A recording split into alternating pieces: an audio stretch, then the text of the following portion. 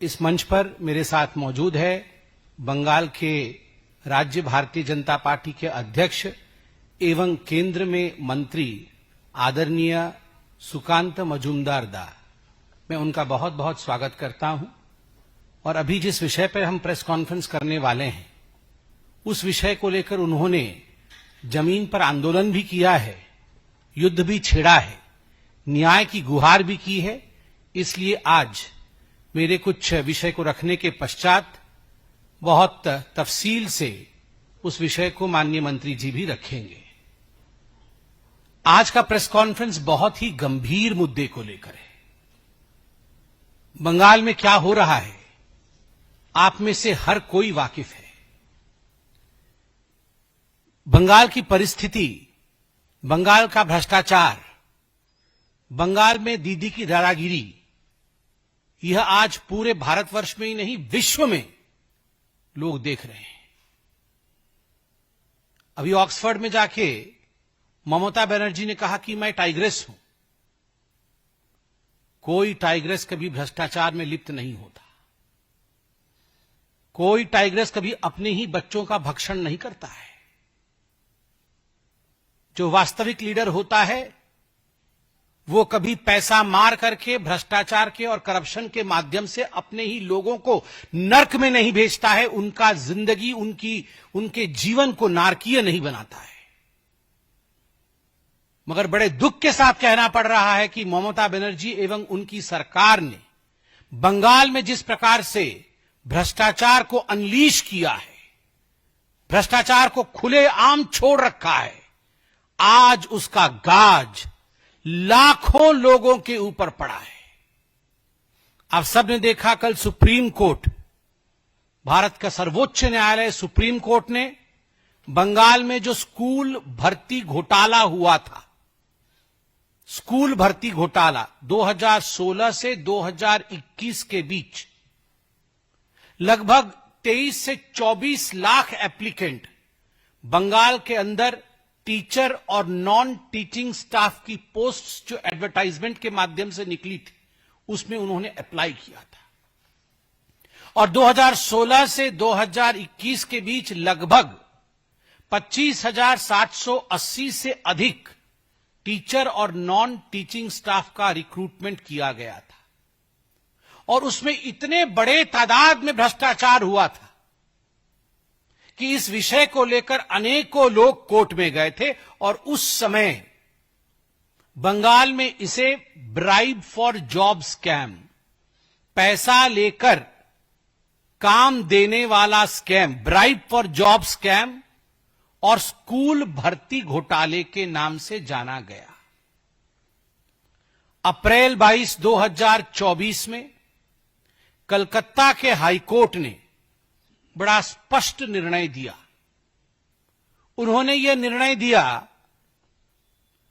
कि ये जो 25,780 रिक्रूटमेंट जिनकी हुई है, यह रिक्रूटमेंट प्रोसीजर फॉल्टी है, ये भ्रष्टाचार से मारा हुआ है, पैसा लेकर गलत तरीकों से ओएमआर सीट जो होती है, उस ओएमआर सीट जिसको कि ऑप्टिकल मार्क रिकॉग्नाइजेशन शीट कहते हैं, जब ये एग्जाम होता है तो इसकी शीट की इवैल्यूएशन होती है, उसको डिस्ट्रॉय कर दिया गया ताकि ये पता न चले कि कौन सही है और कौन गलत है, ताकि जो सबसे नीचे के पायदान पे जिस कैंडिडेट का मार्किंग हुआ है उसको ऊपर लाके एक हायर रैंक में स्थापित किया जा सके।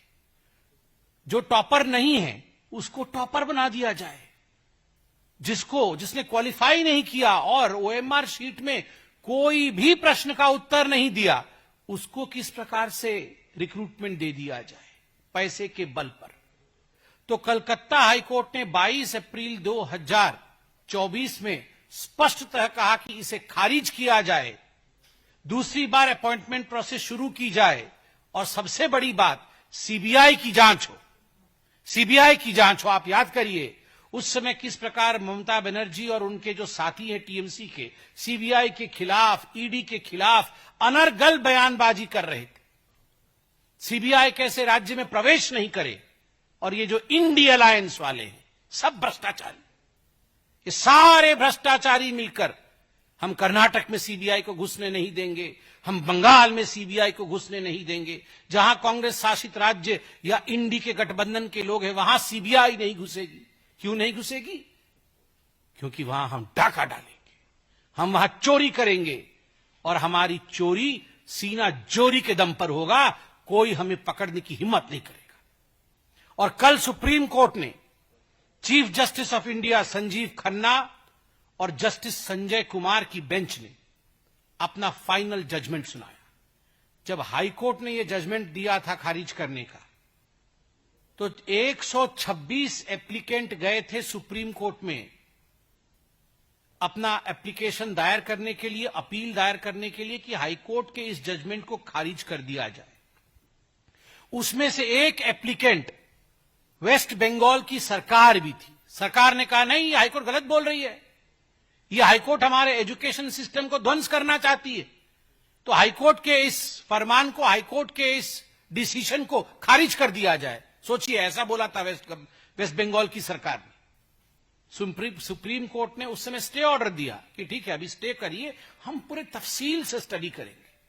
उन्होंने सब पे स्टे ऑर्डर दिया, तफसील से इसमें पूरी स्टडी हुई और कल सुप्रीम कोर्ट ने 2 जजों की बेंच, जिसमें chief justice of India Sanjeev Khanna और जस्टिस संजय कुमार, दोनों ने अपना जजमेंट सुनाया। मैं जजमेंट का एक अंश पढ़ के सुनाता। We have gone through the facts regarding findings of this case. Entire selection process is vitiated by manipulation and fraud. हमने इस केस के तथ्य को जांचा है, पूरे केस के तथ्य को जांचा है, सुप्रीम कोर्ट कह रही है, और पूरा का पूरा मामला जो सिलेक्शन प्रोसेस है वो मैनिपुलेटिव है, उसको मैनिपुलेट किया गया है और फ्रॉड है, धोखाधड़ी है, धोखा दिया गया है। Credibility and legitimacy has been denuded. Credibility और legitimacy की धज्जियां उड़ गई हैं। किसकी credibility और किसकी legitimacy की धज्जियां उड़ी है? ममता बनर्जी की सरकार, वेस्ट बंगाल की सरकार और वेस्ट बंगाल की मुख्यमंत्री ममता बनर्जी की credibility और उनकी legitimacy की धज्जियां उड़ गई हैं।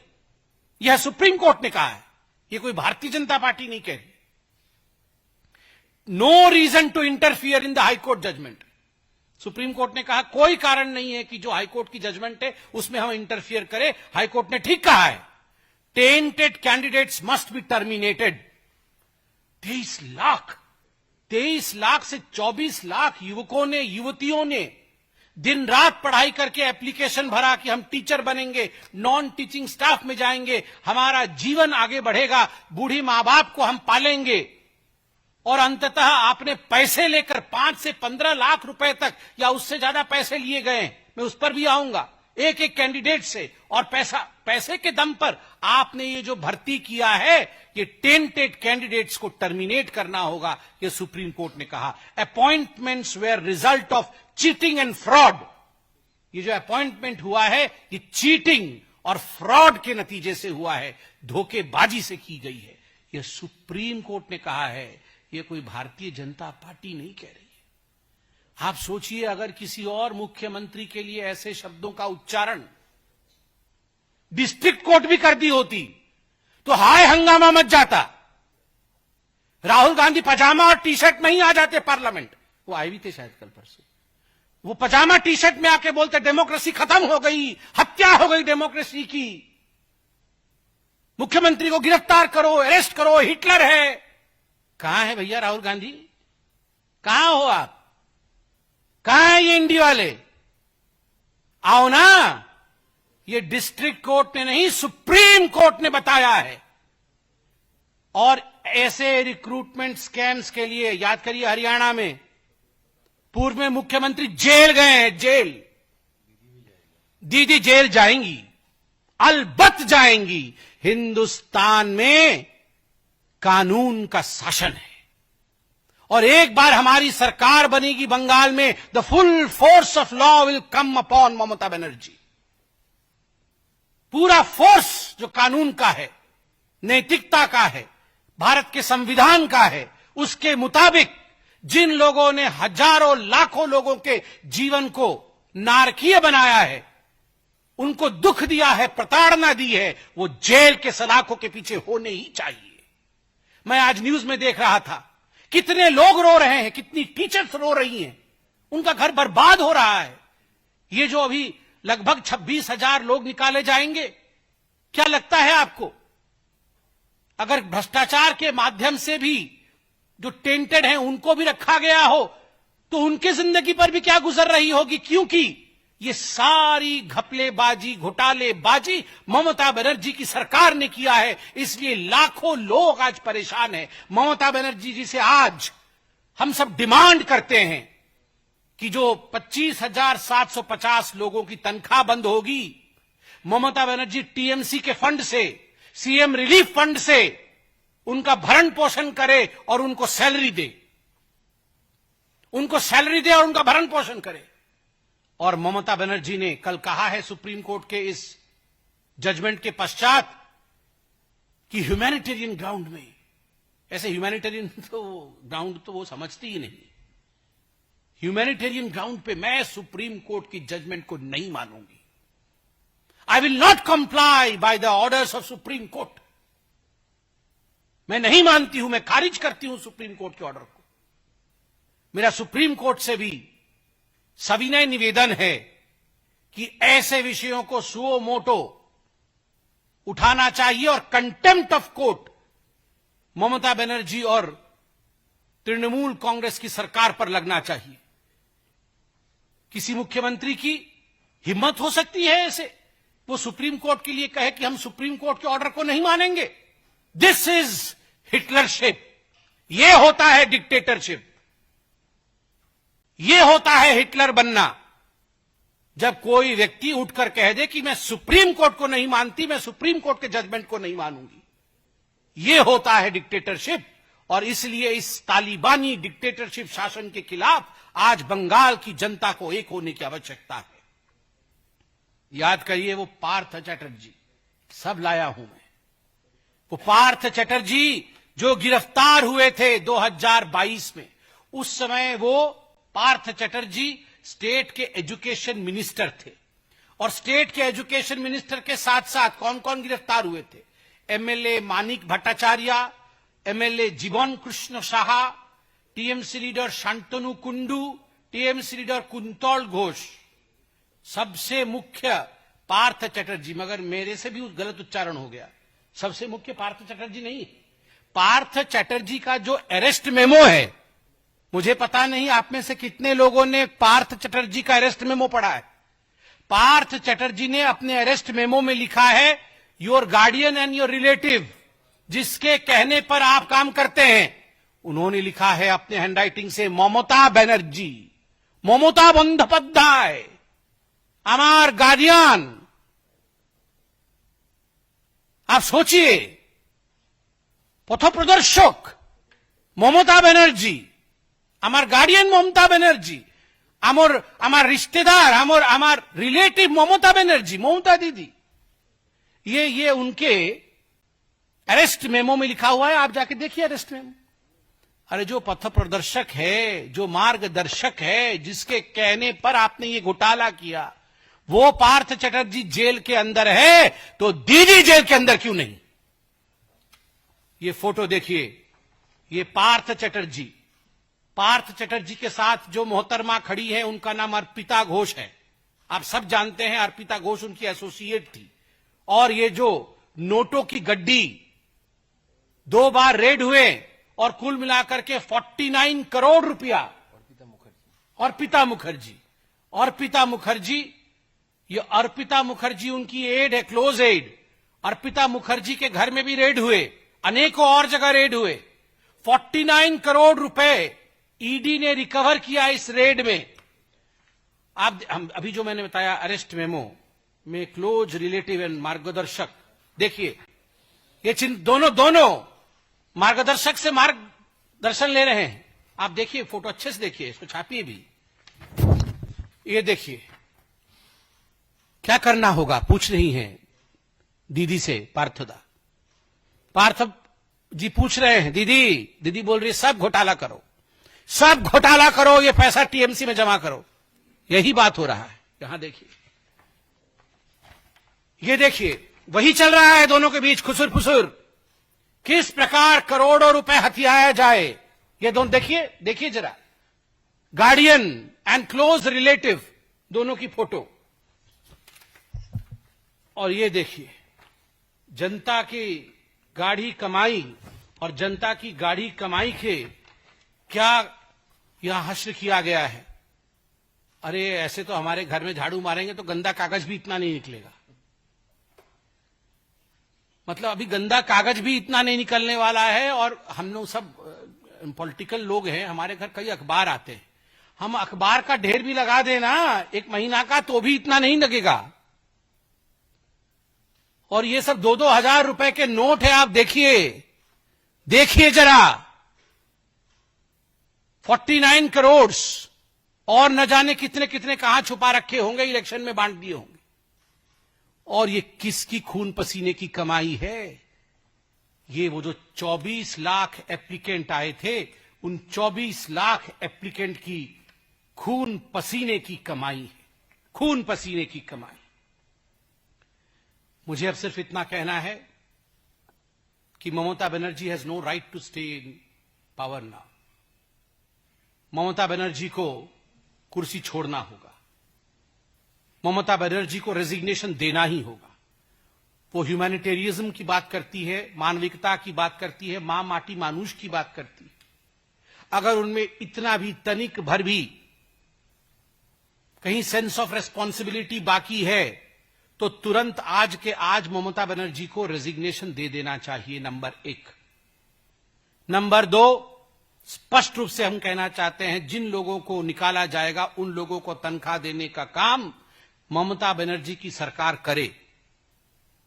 नंबर 3, हम जानते हैं ये जो मुद्दा है ये आज बंगाल का ही नहीं पूरे भारतवर्ष का एक बड़ा मुद्दा है। और आज ही आप देखिएगा ममता बनर्जी कुछ ना कुछ ऐसे दंगे इत्यादि भड़काना शुरू कर देगी बंगाल के अंदर, ताकि किसी भी कीमत पर लोगों का नजर इस घपले से हट करके लोग अपने आप को बचाने में, लोग अपने आप को किस प्रकार से सुरक्षित रख के उस पर लगेंगे। Civil instigate fierce among people. आप देखिएगा आज भय का वातावरण बंगाल में बना देगी, वो कुछ ना कुछ करेगी ऐसा जिससे वहां भय का वातावरण हो जाए। और मैं कहना चाहता हूं ममता जी से और टीएमसी से, कुर्सी खाली करो, कुर्सी खाली करो कि जनता आती है, चेयर खाली करो, जनगण आसछे, जनगण आसछे ममता दी, चेयर खाली करो, करते होबे, अन्य उपाय ना करते होबे, चेयर खाली करते होबे। बहुत बहुत धन्यवाद। अब मैं आदरणीय केंद्रीय मंत्री, हमारे बड़े भाई और बंगाल के अध्यक्ष सुकांत दास से कहूंगा कि वो आपसे मुखातिब हो। माननीय संबित पात्रा जी ने पूरे विषय को विस्तृत रूप से आपके सामने रखा।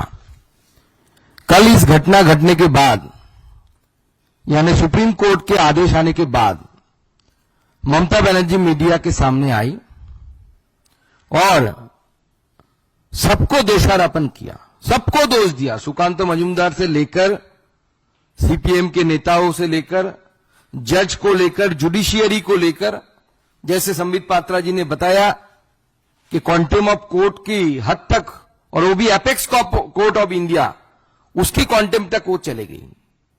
लेकिन जिन्होंने पैसा लिया, जिन तृणमूल कांग्रेस के नेताओं ने पैसा लिया, ममता बनर्जी के लोगों ने पैसा लिया और ममता बनर्जी ने उनको बचाया, सुपर न्यूमररी पोस्ट बनाकर कैबिनेट बैठी अलग से।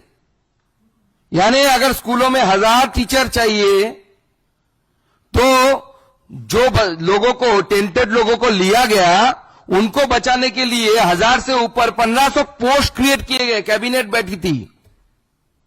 तो हमारी मांग ये है कि अगर कैबिनेट बैठ के अगर ये डिसीजन लेता है कि चोरों को बचाना है, जिन्होंने पैसा लेकर नौकरी खरीदा उनको बचाना है, तो उस कैबिनेट की जो हेड है, जिसके अनुप्रेरणा से बंगाल में सब कुछ होता है, और वो पूरी कैबिनेट जेल के अंदर होनी चाहिए, जेल के बाहर नहीं रहनी चाहिए।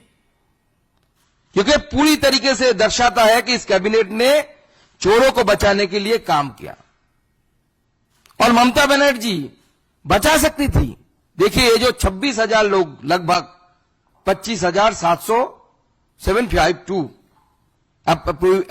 एकदम अगर सही बोले तो 3753, तो इन सब लोगों में सब टेम्पटेड नहीं है। सबने पैसा देके नौकरी खरीदा नहीं था। कल रो रहे थे टीचर, और ये इशू मेरे हार्ट के बहुत करीब है, क्योंकि मैंने अपनी जिंदगी का पहला नौकरी इसी एग्जाम देके मुझे मिला था, स्कूल सर्विस कमीशन। मेरे धर्मपत्नी जी अभी भी इसी एग्जाम देकर स्कूल में नौकरी करती है, पढ़ाती है। बंगाल में हमेशा शिक्षकों की एक मर्यादा थी, टीचर को एक सम्मान से देखा जाता था बंगाल में। कल हम जब देख रहे थे कि ममता बनर्जी के कारण यूनिवर्सिटी टॉपर, गोल्ड मेडलिस्ट रो रही थी, बहुत सारे लोग रो रहे थे कि ईएमआई कैसे देंगे, परिवार को चलाएंगे कैसे, बूढ़ी मां बाप है, उनकी दवाई कहां से होगी। इसके लिए अगर कोई रिस्पॉन्सिबल है, एक व्यक्ति को अगर रिस्पॉन्सिबल किया जा सकता है, उसका नाम ममता बनर्जी है और उनकी पूरी पार्टी है। ये मैंने जो बताया कि लोअर कोर्ट ने यानी हाई कोर्ट में सिंगल बेंच ने ये सजेशन दिया था कि आप दूध को अलग करो, पानी को अलग करो।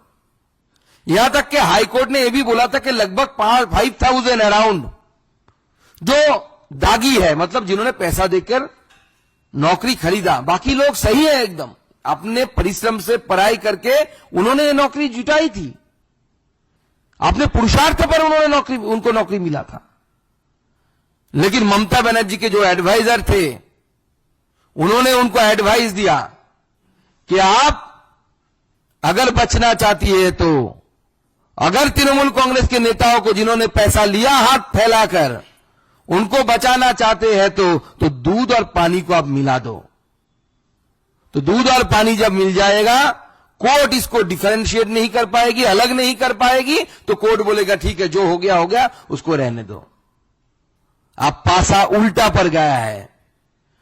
कोर्ट बोला है कि हाई कोर्ट ने भी बोला था, डिवीजन बेंच ने भी उसी राय को बहाल रखा था, और आप भारतवर्ष के सुप्रीम कोर्ट जो चीफ जस्टिस के नेतृत्व में बना, 2 जजेस की जो राय आया है, जो वर्डिक्ट आया है, वो स्पष्ट कर देती है कि ममता बनर्जी ने जो चालाकी की थी, वो चालाकी कोर्ट के सामने पकड़ी गई। कोर्ट ने उल्टा बोला कि दूध और पानी अगर अलग नहीं किया जा सकता तो पूरा ही फेंक दो।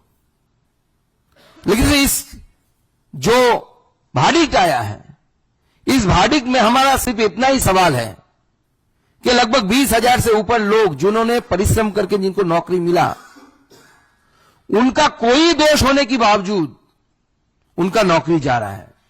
लेकिन टीएमसी के जो लीडर जिन्होंने पैसा लिया, पैसा लेके नौकरी बेचा, मॉल बना दिया है ममता बनर्जी ने पश्चिम बंगाल में को। जो खरीदना है आपको, टीचर खरीदना है, नौकरी खरीदना है, सैंड लेके नदी से बेचना है, जो चाहे आप कर सकते हैं, सिर्फ पैसा देना है। शॉपिंग मॉल बना के रख दिया है ममता बनर्जी पश्चिम बंगाल को। इसलिए हम चाहते हैं कि सरकार, संविधान ने जो प्रपोजल दिया कि पार्टी के पैसे से सीएम रिलीफ फंड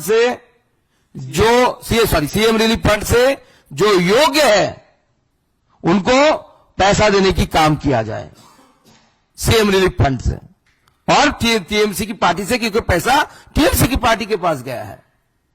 और सिर्फ हम नहीं बोले, ऑडियो रिकॉर्डिंग है। आपको पता है कि ईडी एक दूसरा केस वहां पे चल रही है, जिसमें कालीघाटर काकू बोल के एक कैरेक्टर है, जीवन कृष्ण भद्रो, उनका एक ऑडियो आया है, जिसमें उस ऑडियो में बोल रहा है वो व्यक्ति बांग्ला में कि पार्थो लोभी है, लोभी मतलब बहुत लालची है, उसको 25 करोड़ देते हैं, अभिषेक को 20 करोड़ देते हैं। जिस मानिक भट्टाचार्य का नाम इन्होंने लिया, उस मानिक को इतना देते हैं, बंटवारा चल रहा है पैसे की। ऑडियो में है। हाँ, कौन अभिषेक है ये तो सब जानते हैं। ये कौन सा अभिषेक है? कभी वो बोले थे कि मेरे खिलाफ एक भी सबूत आ जाएगा या मेरे खिलाफ चोरी हो जाए, प्रमाणित हो जाएगी, तो मैं फांसी के मंच में अपने आप को लटका दूंगा। अब उनको मंच नहीं मिल रहा है कि क्या नहीं मिल रहा है मालूम नहीं मुझे, लेकिन ये जो एक के बाद एक चोरी बंगाल में तृणमूल कांग्रेस के समय हुई है, इसका हद पार हो चुका है। ममता बनर्जी को अब जाना चाहिए। अगर खुद से उतरती है तो चेयर से तो सही है, नहीं तो जनता जनार्दन जाके कान पकड़ के चेयर से उतार देगी। वो समय आ रहा है। तो पहला डिमांड हमारा है, सीएम रिलीफ फंड से या पार्टी से आप पैसा दो इनको। दूसरी मेरी एक सजेशन है ममता बनर्जी की सरकार को कि जो योग्य कैंडिडेट है लगभग 20,000 से ऊपर, इनको कोर्ट ने बोला कि आप 3 महीने बाद फिर एग्जाम दो, देके आपने आपको एलिजिबल साबित करो। अब एक टीचर 16 से पढ़ा रही है स्कूल में, आप जानते हैं एग्जाम जो होता है वो ग्रेजुएट या मास्टर डिग्री लेवल का होता है, जो सिलेक्शन का एग्जाम होता है, और स्कूल में पढ़ाना पड़ता है स्कूल स्टैंडर्ड के 11-12 स्टैंडर्ड या उसके नीचे वाला स्टैंडर्ड का। तो स्वाभाविक है सब्जेक्ट से सब डिटैच है 16 साल से आज तक। उतना तो ऑनर्स या बीए, बीएससी, एमएससी, एमए उस सब्जेक्ट से लोग डिटैच है। तो मेरा सजेशन है कि मैं अपने जिंदगी के 10 साल लगभग पढ़ाते आ रहा हूं, कॉलेज, स्कूल, यूनिवर्सिटी मिलाकर। मेरा एक सजेशन सरकार से है कि आप ये जो योग्य व्यक्ति है जब एसएससी में बैठेंगे, इन्होंने इतने साल पढ़ाया, 16 से 25 साल तक पढ़ाया, हर साल के लिए एसएससी के रूल में परिवर्तन करिए, हर साल के लिए उनको मार्क्स देनी चाहिए, क्योंकि एक्सपीरियंस का मार्क्स हर रिक्रूटमेंट में होता है। कोई बंदा कॉलेज सर्विस कमीशन में जाता है तो उन्होंने कितना कॉलेज में पढ़ाया, कितना साल, उसके लिए मार्क्स दिया जाता है। तो मेरा सजेशन एज ए टीचर मैं ये देना चाहता हूं सरकार को कि आप नियम में परिवर्तन करिए। इन सारे टीचरों को जो योग्य थे, जो टेंटेड है, जिन्होंने पैसा देके नौकरी मिला, उनके लिए नहीं, उनके साथ हमारी सहानुभूति है, लेकिन शिक्षा जैसे महत्वपूर्ण मामले में, और उस कौन सी शिक्षा, सरकारी शिक्षा जहां पे आम आदमी के बच्चे जाते हैं, बच्चियां जाती है पढ़ने के लिए, उसके साथ कॉम्प्रोमाइज नहीं होनी चाहिए। और ममता बनर्जी ने कॉम्प्रोमाइज कराया है। इसलिए जो एग्जाम में बैठेंगे योग्य टीचर है, उनको रिलीफ मार्क देने की व्यवस्था की जाए। और लॉ के जानकार लोग वो बता पाएंगे। मैं सरकार को कि मैं बोलूंगा, उनसे रिक्वेस्ट करूंगा कि आप, बहुत हो चुका है, आप लॉयरों से, एडवोकेट से सलाह परामर्श करिए। अगर आर्टिकल 146 या किसी पे भी योग्य के लिए, योग्य जो टीचर है लगभग 20,000, उनके लिए अगर आप फिर से सुप्रीम कोर्ट में अगर कुछ कर सकते हैं, कुछ प्रावधान है, तो उसको भी एक्सप्लोर करना चाहिए योग्य लोगों को बचाने के लिए, क्योंकि ये लोग पूरे रास्ते में आ चुके हैं। ममता बनर्जी ने पूरी तरीके से बंगाल की भविष्य को खत्म कर दिया है। और मैं आपको बताता हूं, ये सिर्फ शुरुआत है।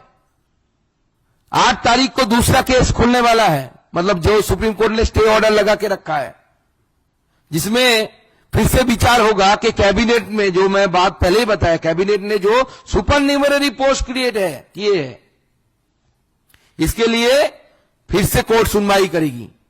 और मुझे भारत के जुडिशियरी पे पूर्ण विश्वास है, ममता बनर्जी या अभिषेक बनर्जी की तरह नहीं, जुडिशियरी पे पूर्ण विश्वास है कि इसमें जो दागी लोग हैं, यानी जो नेताओं ने दुष्कर्म किया, ममता बनर्जी ने और उनकी सरकार ने जो दुष्कर्म किया, इसका सजा भारत का कोर्ट, भारत का न्यायालय ममता बनर्जी को देगी। और जैसे संबित पात्रा जी ने बताया कि ओम प्रकाश चौटाला जी, जो पूर्व सीएम रहे हैं हरियाणा के, वो इसी शिक्षक घोटाले में जेल गए थे। भारत के इतिहास में ममता बनर्जी दूसरा सीएम होने जा रही है जो जेल में जाएगी शिक्षक घोटाले में। कल ममता बनर्जी ने बोला कि मुझे जेल भेजना चाहते हो आप लोग। दीदी जान चुकी है, वॉल राइटिंग पढ़ ली है दीदी क्या होने वाला है। हम नहीं भेजेंगे दीदी, जो भारत की न्यायालय, भारत की जुडिशियरी आपको जेल भेजेगी, क्योंकि आपने पाप किया है, पाप। आप अगर किसी के घर में चोरी करते तो एक आदमी का नुकसान होता। आप अगर नदी से सैंड उठा के बेच देते, हजारों लोगों का नुकसान होता, उस इलाके में रहने वाले रेवेन्यू का नुकसान होता। आपने शिक्षा के साथ खिलवाड़ की है।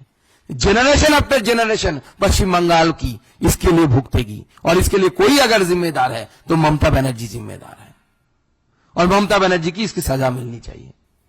और ममता जी ऐसा प्रयास करेंगी कि एक ऐसा माहौल बने कि यह मामला दब जाए जो रिक्रूटमेंट स्कैम का है, और वहां एक अफरा तफरी का माहौल बन जाए।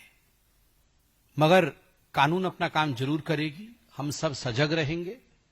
मगर आज का जो प्रेस कॉन्फ्रेंस है एक बहुत बड़े मुद्दे को लेकर है।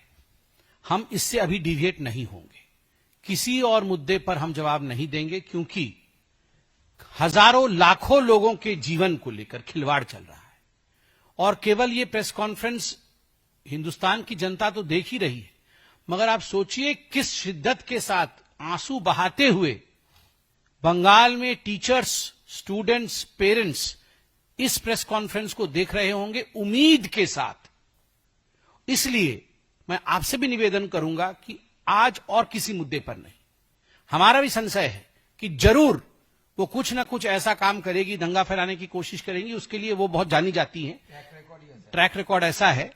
जरूर आज से शुरू करेंगी, कोई नहीं, अभी देखिएगा आप, दोपहर से ही वो शुरू कर देंगी, वो दोपहर से ही शुरू कर देंगी। मगर हम अपने न्याय की लड़ाई में पीछे नहीं हटेंगे, और अगर उनके जो ट्रैक रिकॉर्ड के मुताबिक वो ऐसा कुछ काम भी करेंगी तो उसमें भी हम लड़ेंगे न्याय के लिए।